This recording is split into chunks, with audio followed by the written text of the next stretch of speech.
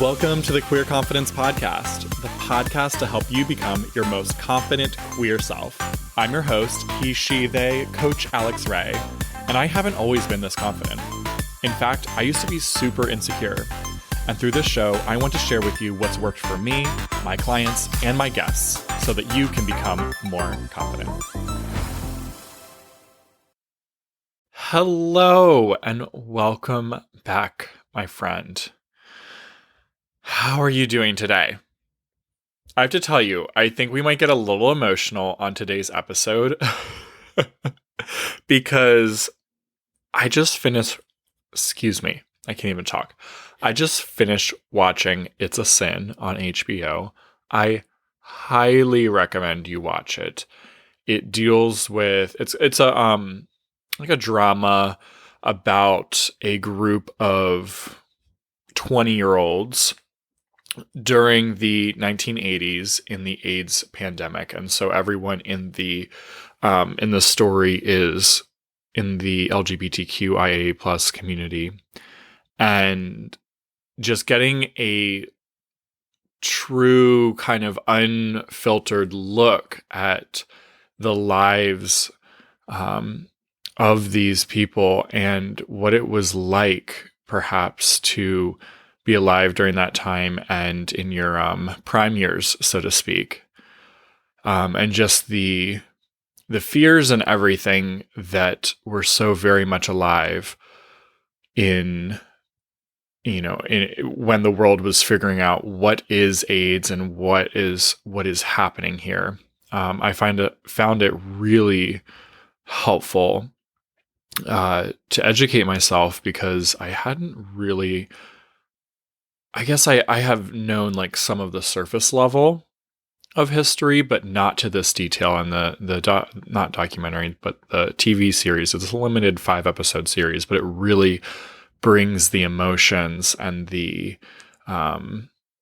brings the emotions to life. You really feel like you're there experiencing it with them. And I have to say, I bawled my eyes out on several occasions, but particularly in the end. And there is a beauty, though, to the way it ended. I'm not going to give it away to you, but I'm thankful for it. And I think it was a fantastic project. I'm glad it's being done.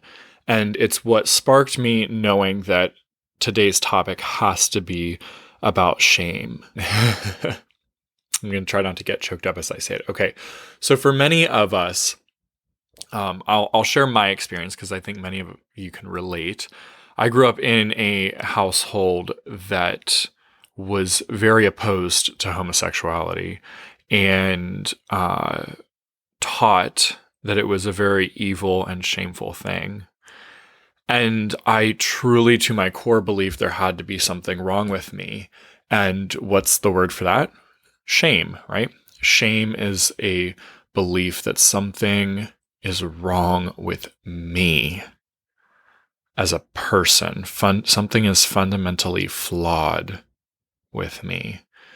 And in one of the scenes, a character points out to the mother of someone who passes away because of AIDS. The mother keeps saying, "It's not my fault, it's not my fault." And this character says, "No, it very much is your fault. Because what I see is a loveless household. And you are the reason he felt so much shame about who he was. And because of that shame, he went out and sought affection and attention through risky sex over and over and over, even once he knew he had a diagnosis. You are very much at fault here." And that scene was just so powerful to me to really see so clearly and vividly the effects of shame. And it relates so strongly to my own story I'm not HIV positive, but I have I have risked it many times in the sense that I have been very risky in my behavior, and I didn't care. And I'm going to be honest about that. I didn't care. And for me, it was a way of seeking what I desperately, desperately wanted. And that was to feel loved and seen and valued. And many of us in the queer community can relate to this through our experiences of childhood, not having been given a safe place to express our identity and who we are. And so maybe for you it wasn't sex, maybe it was something else. And I'm not blaming sex to say being open with your sex or sex positive is a negative thing or has to be something that's from shame or from trauma. I'm not saying that, but I am saying that my reason was shame. And there are many other things that we do out of shame. I know a few more for me were overworking. I mean, to a point, and I'll share more of this story later, but at the darkest part of my depression, I was working a full-time job, plus a commute, plus working out 3 hours a day, 1 in the morning, 2 in the evening, plus working at least 4 hours every evening on my fitness coaching business that I was building at the time. And I slept only about 4 hours a night on the regular because I was so desperate to just feel validated. And I was using work and helping other people, which is a very noble and nice thing, but I was using helping other people. I was using people pleasing, was using these other things in order to find my value or my worth. I was doing these things to try to find some reason why I existed. So if you relate to that, I love you, and I'm all here for it. Let's talk about it today. Shame has us doing some really terrible things. It has us not valuing our own life. And so we often get caught up doing other things, like I pointed out, things that I did, in order to fill that hole. Because as humans, we do have a fundamental need to feel like we belong and that we matter. And when we can't meet that need ourselves, and we're not finding it through anything, when we can't meet it ourselves, what I mean to say is when we can't meet it ourselves, we go and seek it externally. And so we engage in things like highly risky sex. We drink so we can not feel. We hop around to jobs hoping the next one will make us feel more fulfilled, only to find we still feel empty. We work out an excessive amount in order to try to perfect our bodies. Or we try to use food, lots of it, to try to ignore and wash away the pain, at least for a moment. We use entertainment. We use going to the clubs. We use our friends to distract us for as much of our existence as possible from these beliefs that we are simply nothing. And so there's 3 fundamental beliefs that I want to talk with you about today that have helped me overcome shame. And I still deal with shame today. Absolutely. And every human does. But these three things I think are very important for us to be talking about within the queer community, because I see them as a very common thread between us as far as our shame relates to our sexual or gender identities. And the first belief is, I am enough. Now, if you've heard my story before, you already know this. I attempted suicide in 2017, and a friend brought me a bracelet in the hospital. And this bracelet, on it, it was one of those little washer bracelets, with the words stamped into it. And on the bracelet, it said, I am enough. And when I read that, my first thought was, that is such a Disney Channel bullshit thing. Just love yourself. I've been trying to fucking love myself my whole life, and I don't understand how. What do other people have that I don't have? Made no sense.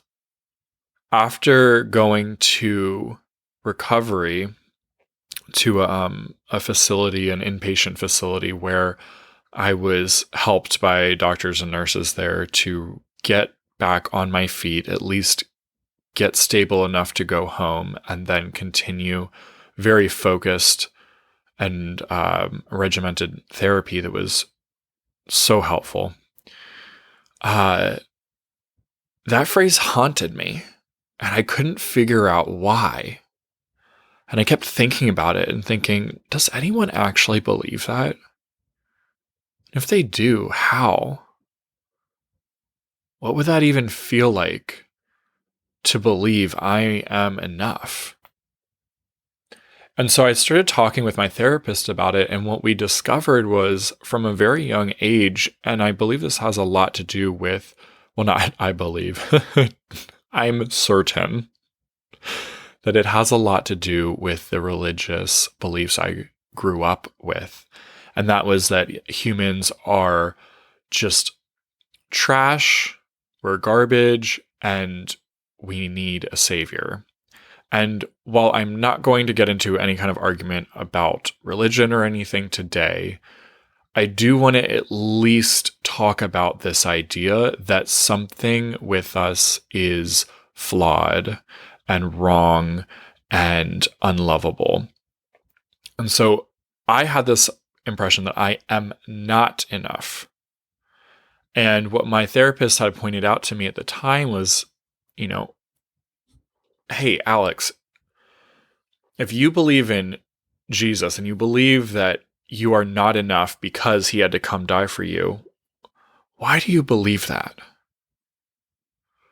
And she suggested to me, what if the opposite is actually true? What if you are so valuable, so enough, that you're worth dying for? And that hit me hard. I had never thought of that before. And for those of you who didn't have an experience growing up in a church or anything, or want a different illustration for any reason, I'm right on board with you. Let's talk about another way that we know this to be true. And this is something I think we can all relate to, in that little infants, little babies, they don't do shit. Well, actually they do. They do only do shit. Right? They only scream and poop. They make noises and smells. They do nothing of value for other people. They don't help anyone. They haven't gone to college and gotten a fancy degree yet. They don't have a nice job that's making lots of money. They don't have a house or a family or any of these things that societally we call important. And yet we fundamentally know that these little humans are totally enough, totally lovable. And so I want to leave you with that first thought today. That to your core, the truth is you are enough. Because your enoughness does not depend on what you do in any way, shape, or form. The second one is I am worthy of love. And one of the shifts that helped me so much in understanding worthiness of love, like a lovability, if you will, is that love depends on the lover. Just like beauty is in the eye of the beholder. I happen to love the movie Inception. It's one of my favorites.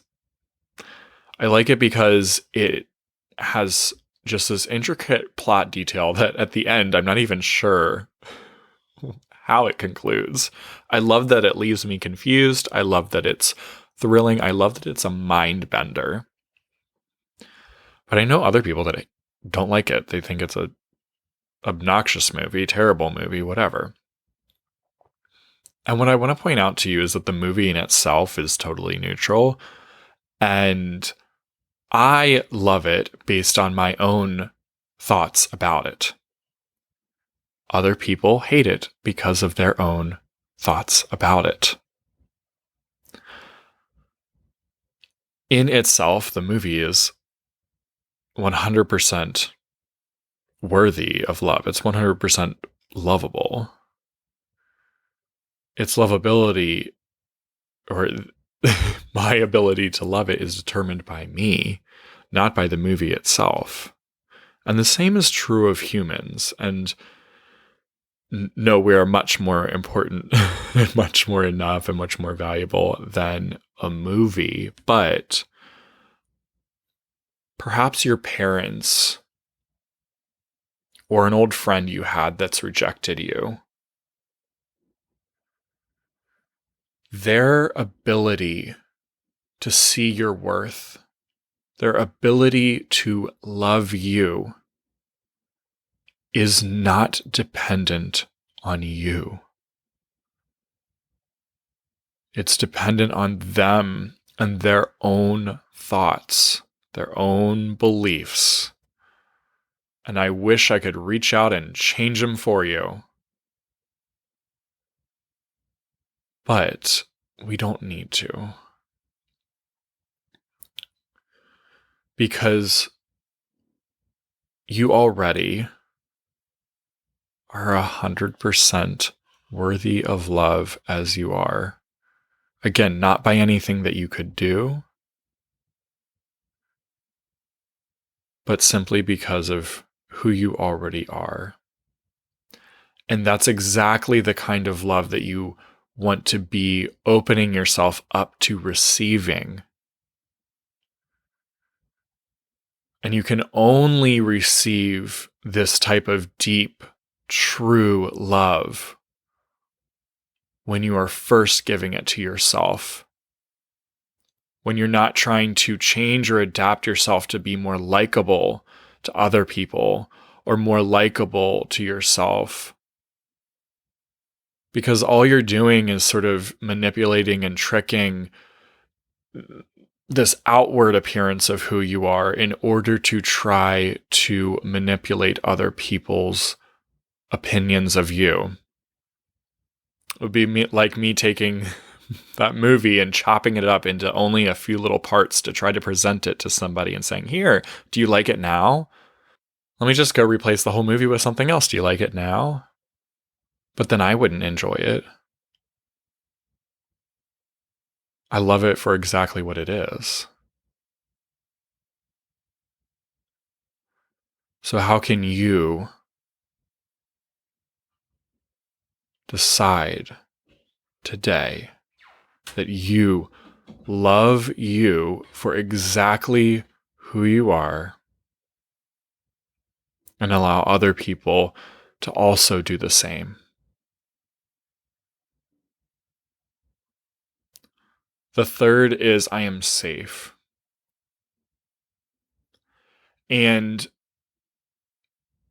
as you went through the first 3 steps, or not first 3 steps, they are the 3 steps, the first 3 episodes of this podcast, which are the 3 steps to confidence, one of the main things I wanted to help teach you is how to feel safe with yourself, particularly in that step of having your own back, right? What you're doing is you're creating a sense of safety without needing to change other people. Now, there's definitely a time and place for changing who you are around, that's for sure. But we can't change individuals themselves. So your safety has to be able to be something you create internally. And that's confidence. Remember, confidence is the ability to create your own calm. And when you feel calm, you feel safe. When you feel safe, you feel calm. You're creating your own safety within any type of uncertain circumstance. When you are allowing the discomfort, you are reminding yourself that you've got you. It's okay to feel uncomfortable because you are going to be safe through it. You are taking action that's towards it because you're reminding yourself, hey, it's safe. I'm here with you. I'm on the path with you. I've got you.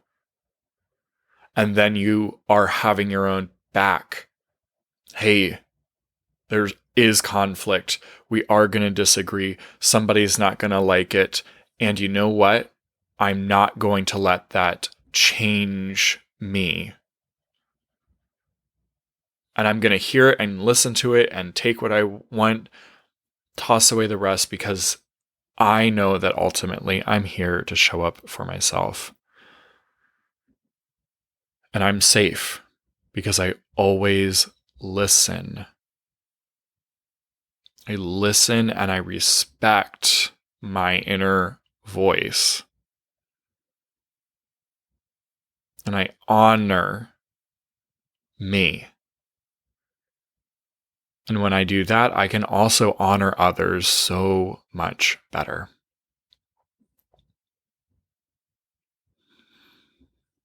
My friend, in order to overcome your shame, this belief that something at your core is wrong with you, you've got to stop avoiding yourself. Stop running, stop hiding, stop buffering away pain. Stop pushing it into the closet. What a perfect metaphor, right? Because as we pile our emotions and our feelings and our true desires and thoughts and beliefs, as we pile those in the corner and try to ignore them, they don't go away. They grow bigger. And in return, they end up retaliating in our life in the form of shame. Because anything in the dark, it just grows like a mold.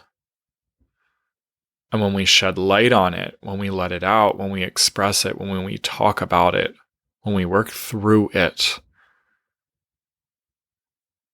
it doesn't feel so bad.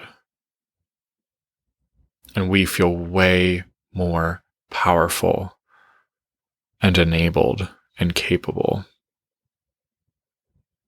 Because we are. So take these 3 truths today. Say them out loud with me. I am enough. I am worthy. I am safe. I am enough. I am worthy of love. I am safe. I am enough. I am worthy of love. I am safe. All right, my friends. So this is a deep, heavy topic. Thank you for hanging in there with me today. I'm so honored. I'll see you again on next week's episode. Have a phenomenal week. If you enjoyed this episode, don't keep it to yourself. Share it with a friend so they too can become more confident. You can also help more people find the show by leaving a 5-star review wherever you listen. And if you want to become a more confident queer with support from yours truly, head to CoachAlexRay.com or use the link down in the show notes. I'm looking forward to working with you.